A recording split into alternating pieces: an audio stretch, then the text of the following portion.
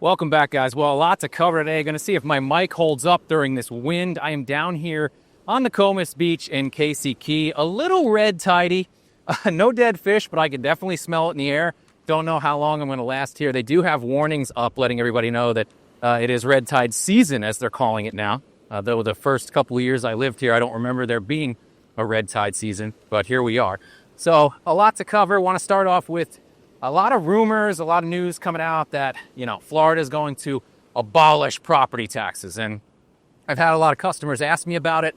I've had a lot of friends ask me about it. And, I'm not an economist, guys. I don't know how this stuff works. But my first question is, okay, and get the money from where? Like, who's going to fund these municipalities? How are we going to pay for all of our infrastructure? Because we don't have an income tax here in Florida, as many of you know. Now, we do have sales tax, which is currently 6%, and that can change depending on, that's statewide. So your county can levy an additional sales tax on that, like Charlotte County does another 1%, so it's 7%. And from the reports I've been reading online, the solution to cover a possible shortfall in property tax is going to be, they're going to double the sales tax rate, which is going to go from 6 to 12%. They've got some other things in there, like they're going to tax commercial real estate higher. And I don't know. Like, again, I'm not an economist, but my thought is they're giving your property tax money back to you only to charge you double, potentially triple to spend it.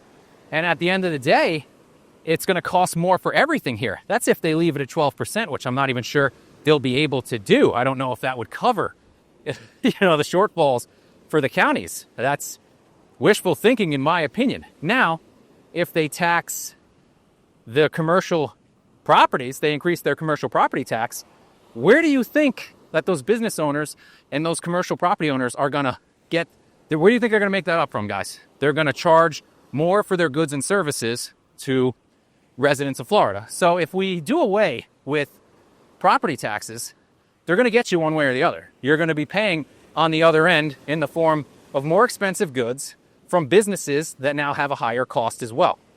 I still don't think that, and they can, commercial property taxes could be a write-off for them. So it's not going to hurt them at the end of the day, but I think it will hurt residents. Now, other proposals are, we're going to tax luxury stuff like private jets, and I think they just said mansions in one of the articles, whatever that means. But even that, at what point do you, even if you throw it on tourism, at what point when the cost of everything here is already so high, do you discourage tourism? That's a lot of birds. It's a bird, man. It's a lot of birds. Oh, there goes my gimbal. That's why we don't do that. A lot of birds. What are you guys eating? Who's feeding you? What are you guys snacking on here? Over by the lifeguard stand. I don't know. Actually, I have lifeguards here. I'm not used to that. Inglewood, it's swim at your own risk. Inglewood obviously still shut down. And most of the beaches that I normally go to are swim at your own risk. Stump Pass, Boca Grande, Boca Grande's kind of a nasty one, to be honest with you guys, too. You get some crazy riptides there. Not that this is much calmer today with the winds and the plume, we'll call it. So, yeah, I don't know. When people keep talking about this no property tax thing, I don't think they realize the ramifications, the potential pitfalls. So you save on your property tax, but then your cost to live here almost goes up across the board on every other thing that is taxed. So will that cause people to leave the state, negating what I think they're trying to do? Will it cause less tourists to come here because everything's so much more expensive, negating what I think they want these things to do? And again, it's above my pay grade, but these are my thoughts on it. I just think it's a little crazy. So I don't really even know why this is being pushed so hard. One viewer on the channel has suggested it might just be another real estate ploy to encourage buying. Like, yeah, guys, come on down here and buy. Don't even worry about it. You won't even have to pay property taxes in a year. I'd caution you if that's your line of thinking. And date the rate, marry the house. You know what I mean? I just don't play those games with one of the biggest purchases of your life. It's not worth risking it, in my opinion. You can see some of the waterfront properties here behind me back up and running. And this is not to discourage anyone from coming to visit, but, I am having a bit of an issue breathing more so than normal. Don't get me wrong, I'm out of shape, and you guys have made fun of me for huffing and puffing on these videos before, but yeah, I can feel it. Might be in a bad way here next couple of days, but I'll keep everybody posted on that. It's definitely noticeable to me. In my personal opinion, it's going to vary for everybody. As you can see, there's still people all over the beach. So, you know, affects everyone different, but I do have asthma, so I will be taking my inhaler when I get back to my car. Oh, man. And if you guys caught my last video, big stats update. You guys know listings are exploding all across Florida. So they may be incentivized with this property tax thing to put a nice spin on coming to buy. As you guys can see, they even got a warning here. I'm not making this up. It's bad enough they had to put this out. So red tide is caused by naturally occurring algae. That's cool because it didn't occur naturally, to my knowledge, for the first 5 years I lived here. But I was at the beach at least twice a month, and now I don't go too much because this time of year sometimes this pops up. And like I said, it's got detriments on me. But back to the enormous number of listings as these people watch me walk by for the 15th time here. Because I did shoot this a few times. The state as a whole has hit over 107,000 listings for single-family homes. That'll be my pinned comment if you guys want to go look at that data. It's from the Florida Realtors Association. I went through it, did a deep dive for the whole state for single-family and condos, and then I did all of Southwest Florida. Guys, I would love to cover more, but this is where I work. I'd have to tell you to lean on a local agent in that area to get their input on it. Like, yeah, I will discuss Miami and Tampa here, but you know, I'm only going by numbers. I'm not on the ground there. If you guys are seeing different things, let me know. You know, let me know in the comments. I love when you guys put your input in, and it helps me understand what you guys are seeing on the ground as well. But Southwest Florida as a whole, listings surpassing last year. And even though sales are up, they are nowhere near enough to cover the avalanche, the absolute avalanche of homes that we're having listed right now. I can't believe it. Now, an area like Nokomis, Venice up here, holding up better than other areas of Sarasota County, like Northport, is struggling a little bit. But up here, demand's still strong. Venice, demand's still strong. So Sarasota City proper, Siesta Key, Manatee doing very well. Lakewood Ranch area still. But inventory is rising quickly there. And when you take a look at something like Miami, Fort Lauderdale, you know, West Palm MSA, their single-family inventory is actually up to 5.3 months, which surprised me because that's kind of in line with some of the stuff we're seeing over here on the West Coast. You know, as you guys know, Collier County had a very strong increase in month supply of inventory, but still saw double-digit price increases. And you guys can see that in that video I posted. Miami area kind of doing the same thing, guys, kind of on the same roll. So they had a 31% increase in their month supply of inventory, bringing them to 5.4 months, which is pretty close to a buyer's market over there for single-family homes. But the average sales price was up 12% year over year, and the median sales price was up 7.4% year over year. So in these major metros, even though a lot of listings are coming on the market, it doesn't seem like buyers are being too aggressive or too picky on pricing. And, you know, compare that to somewhere like Charlotte County, which saw a 12% decline in the average sales price based on that Florida Realtors data year over year. That's big. Double digits is big. And when you look at Tampa, another major metro, if, you know, you take Tampa, St. Pete, Clearwater, their months of supply is only 3.7 months still. Now, it's a massive jump from last year at this time, because last year it was only 2.4 months, but still that's a market that heavily favors sellers at this time. And with that being said, they did see a slight price decline in that area, which is unusual. Looks like the average was down only 2.7%. The median was down 1.3% for single-family homes. So that's abnormal of that location, especially when you have such tight supply. That surprised me to see it. So you got to dive into every market, guys. Like, you know, you look at the total Florida numbers, but they're so different when you get down into every area, almost every neighborhood, every HOA.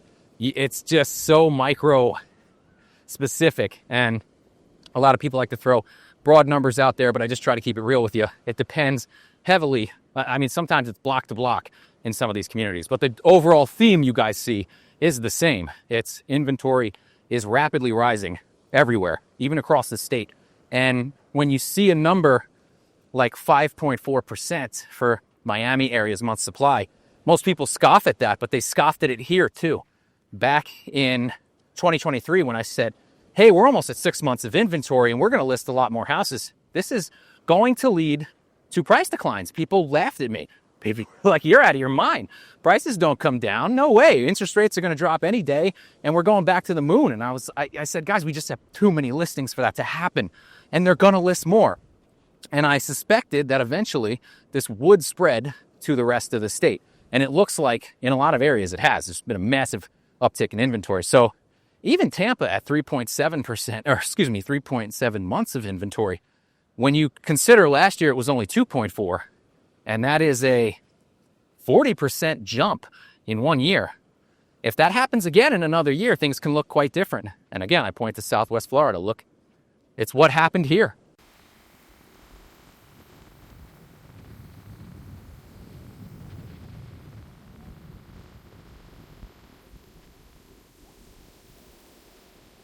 So I got to tell you guys, even with an increase in sales, I think Lee and Charlotte counties might be in big trouble here because their listings were already some of the highest in the nation. Their month supply was already some of the highest in the nation last year.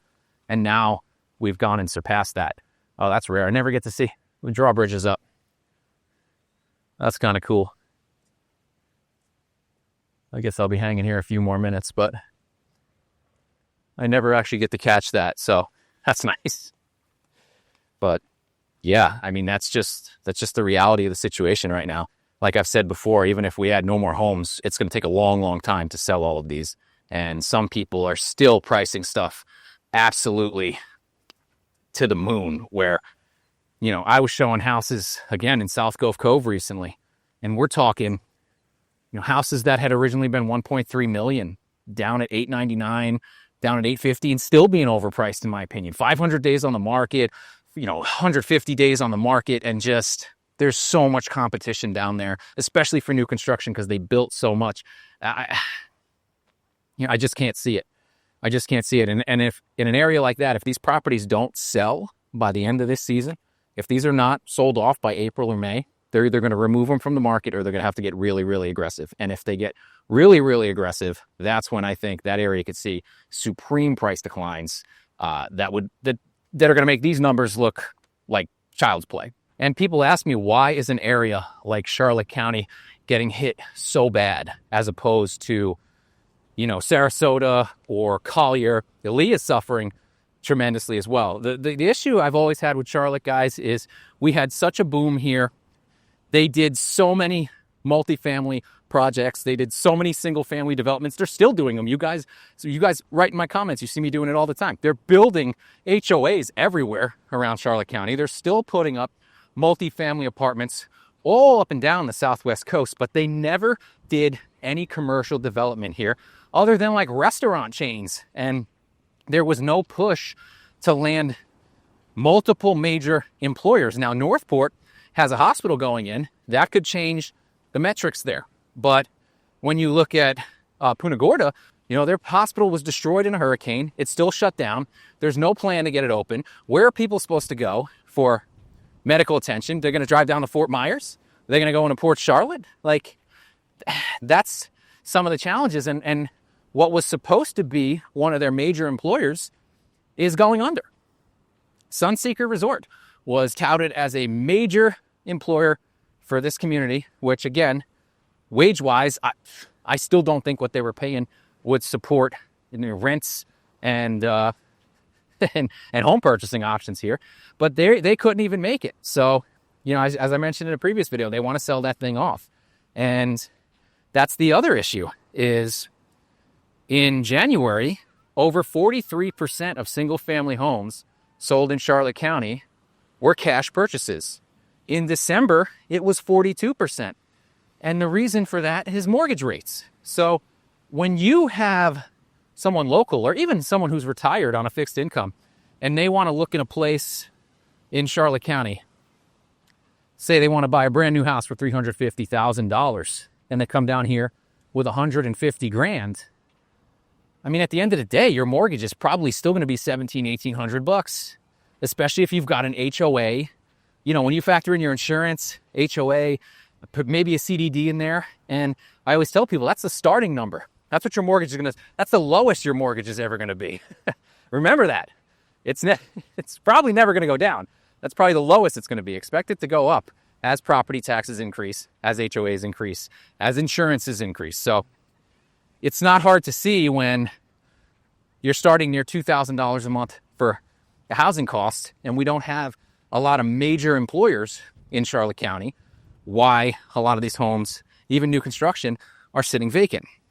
And because Lee County and Sarasota County are also seeing slowdowns, they're getting much more competitive. So we had a friend in the education field, and they were living in Punta Gorda.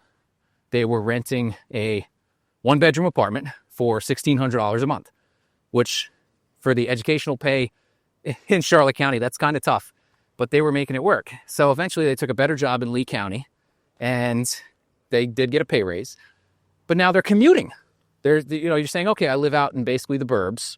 I live out in Charlotte County, but I work in Lee County. And people do that. That's the tale as old as time, people going out into the suburbs almost. And all of a sudden, one-bedroom rentals in Fort Myers start becoming $1,700, $1,800. Well, what sense does it make to live in Charlotte County now? You're losing that on gas a month. And that's what that person did.